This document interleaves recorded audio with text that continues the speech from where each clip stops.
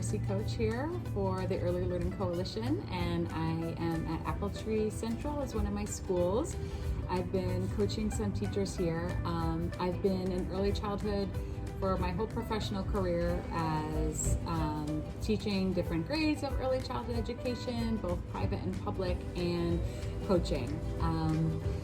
It's been incredible to work with teachers here, especially Ree is a second year, so she is on sort of a different playing field than other teachers, and it's great to meet the teacher where they are and then give them some reflective feedback and have them help to score themselves and look at videos we've taken together and then set goals and decide where they can go next.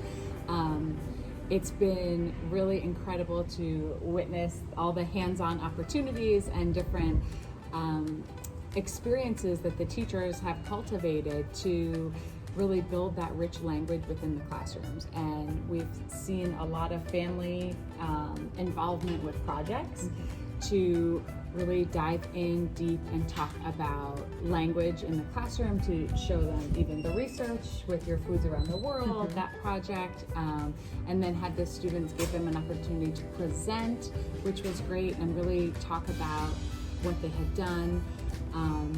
We have our huge focus is on language and on the verbal interactions between the teacher and the child, but also with children to children and invoking that peer conversation.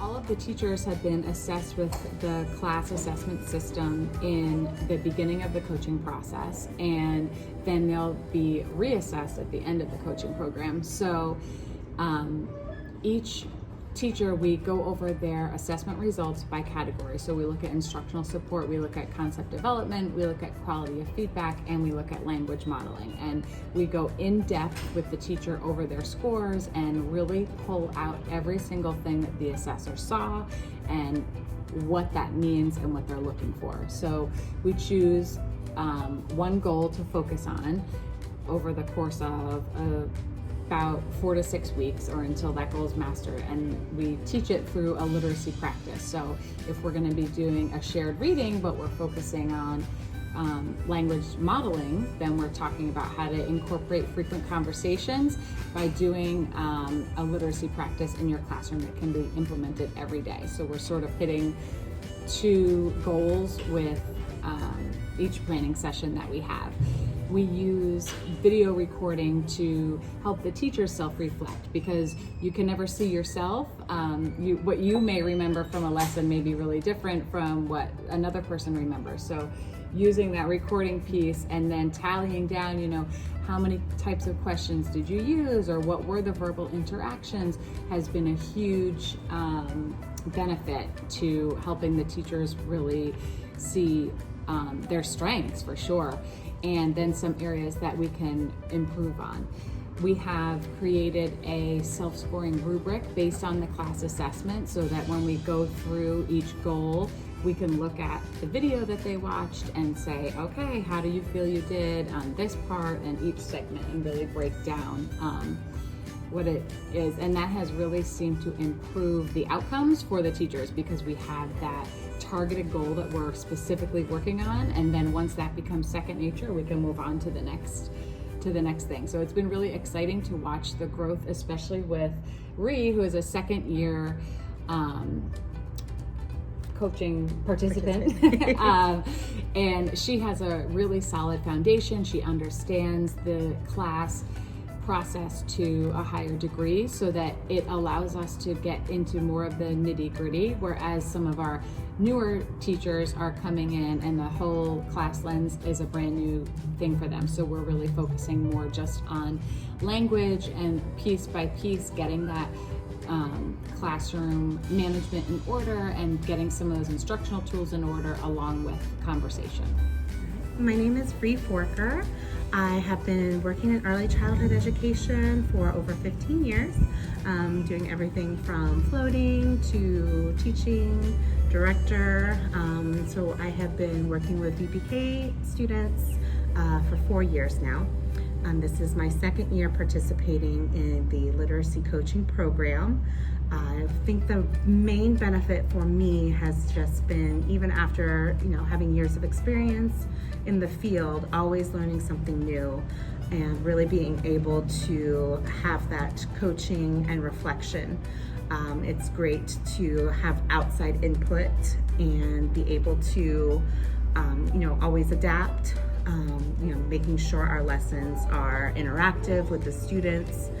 One thing that I have taken out of participating in this program is really being conscious of how I am speaking to the students, what kind of questions I'm posing, making sure that I am not just asking simple yes or no questions or one-word answers, that I'm really able to get those higher level thinking questions, to pull the information out of my students, to have them really opening up and giving more details in their description. And it's not done just through simply reading books. It's activities throughout the classroom. We do a lot of extension activities. Last year we read a story about ocean animals, and then we played in a sensory bin that had different sand and shells and ocean animals to go along with it. And it just brings out such a rich language and vocabulary of the students, especially when it's things that are tangible for them and important to their lives. And another great benefit of the program has been able to bridge that gap over into their home life, and helping the parents, giving them tips for how to engage in that conversations with their children, instead of just sitting down and reading a book through in a monotone voice, really getting in there, doing character voices, asking questions throughout the story, things that parents at home might not know to do. They think that reading is great, which it is, but really getting to that next level and higher level thinking of things. I'm so excited. You're so excited, so am I. I can't wait to read through the story and remember our vocabulary words. Avery, can you sit up and help me? 'Twas the night before Christmas, aboard the Black Sark. Not a creature was stirring, not even a shark.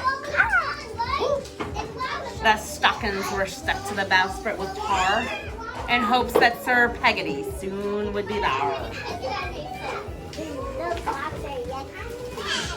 The pirates were snoring like pigs in their beds, while visions of treasure chests danced in their heads, watching the crow's nests for ships in the fog. That is, crow's nest is one of our vocabulary words right here. It also is right there. A crow's nest is a place where pirates can go on a ship to get a better look. I'm so sad. What do you think this pirate might be looking at? You think he's looking at treasure? Where would he see the treasure? Okay, hold on. Let's see what Connor. What kind of a treasure on an island do you think he's looking at from his crow's nest? Ava, what was your thing that you thought he was looking at? A pirate Santa. You think he's looking for a pirate Santa? I Do you think he might find him? I'm looking for Santa. You think he's looking for the Santa Claus? So Let's did find I. out. When out in the mist there arose such a racket, I slid down the mast with me sword to attack it. Away to the poop deck I ran very fast. I threw off the anchor and shouted avast! Straight up from the sea in the foamy white spray flew 8 giant seahorses pulling a sleigh. A mean-looking driver hoisting one leg. Well, shiver me timbers! It must be Sir Peg.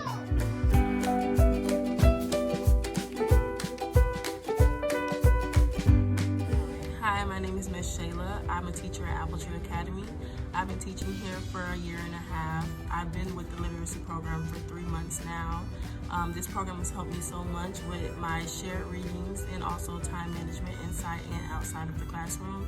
A goal that I set for myself is to do more interactive activities with my students to help them understand our lesson objective and our lesson plans.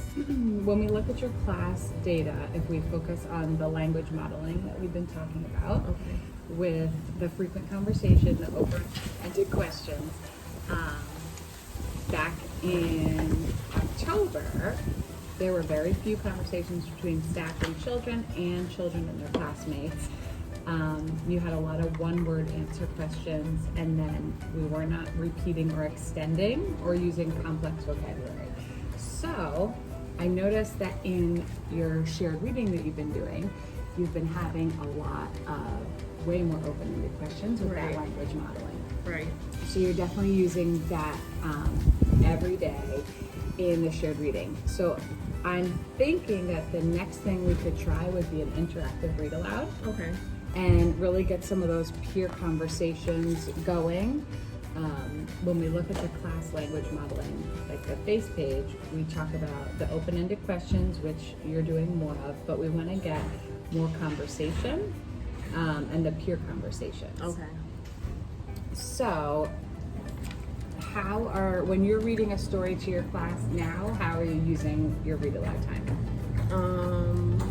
Do you have predetermined questions in there, or are you just going off the top? Well, I just started actually using like questions, like asking them like questions, but I'll have like a sticky note in the middle of like some pages. Like I started doing that maybe like last week and asking them like questions about that page or about the title or whatever like that. Awesome. So I'm going to show you today how we can plan pre-K read aloud with what the goal we have in mind for the read aloud, and then different practices that we'll do every single time that we do the interactive read aloud. So we want to pick a teaching point for the kids. So I brought this book here, The Littlest Elf. So I think with your level, comprehension is really, our main focus for 3 to 4 year olds. So we want to really make sure that they are comprehending what we're saying and accumulating that text. Right. So I just put some notes here, but if you want to open literacy beginnings to 116, we can kind of see some of the read aloud points. Yeah, 116. So this is going to show us, this whole chapter is about interactive read aloud, and what makes it interactive, instead of just being, oh, I'm reading a story to you, we've planned ahead what we're going to teach them and how we're going to do it, so that it's really focused. So when we're looking at the text characteristics, we want to get a storybook that is engaging for your age group that they can relate to. So right now, something of interest in your class is what? Basically Christmas, because we're all on like Christmas stuff and all of that, so we've been focusing on that. Yes, so Christmas is every day getting more exciting, right? In there, so you have a high level of student interest around that. Okay. The text structure, we want it to be organized, not super complicated, and then have just enough vocabulary that we can teach into it, but not too much so that it's over their head. Right. So I brought the book, The Littlest Elf, that we had talked about earlier, and you can see here's Oliver, he lived with his family in the North Pole, he's the littlest one. So do you think that that's something that some of your students could relate to? Yeah, definitely. I think so too. So as he goes through and he tries the different workshops, he has some failures, right? So he doesn't do great in the stuffed animal one, and he's feeling sad. So this book talks about emotion, and it's kind of a repetitive storyline where he tries one workshop and then goes, doesn't work out. Exactly. Okay. So then at the end, so that by the second or third workshop, your children are going to be able to really follow kind of where the story is going. So, and then he finds a little reindeer, and they both work together to use all little things to make a little version of Santa's sleigh, and then they can go on and help Santa deliver toys. So they both have a special job. Okay. So now that we've got a meaningful text for the kids that they can relate to, we can talk about exactly how we want to do the Post-it notes. So you said when you do a story, you'll talk to them about the front cover, right, of the book. So we want to do an intro teaching point that kind of tells them this story is called and the title, and then what do you think it's about? Yes, we could predict for sure. Okay. So if you want, you can go ahead and write like what you're gonna say. You'll let them go ahead and talk about it, and at that point you're gonna want to really engage in that conversation and let them talk to each other and try to have a whole group discussion. In a little older grade, I like to turn them to each other to talk, but that's something we'll really have to teach into at your younger level. Right. So we can start just doing it whole group, and then maybe eventually in a couple months we could get them to talk to a partner. Okay. But you can really facilitate those back and forth, open-ended questions like, what do you think this is going to be about? What can we see about Oliver's size? And then does that relate to that? An important part is to let them accumulate the text. So you're going to read a few pages until you stop. You don't want to stop at every page because that's kind of losing the story flow, you know, and it's a little distracting. Okay. So you can read the first few pages and then say he needed to visit each shop to see which one was just right. So there's two types of things that we can do in the interactive read lab. A, we can ask a question, or B, we can think aloud, which is really modeling that thinking, and that's kind of the self-talk that we talked about with class. So here I said, Oliver said he just needed to visit each shop to see which one was just the right fit. So I did a think aloud. I'm wondering what some of the different ELF jobs are.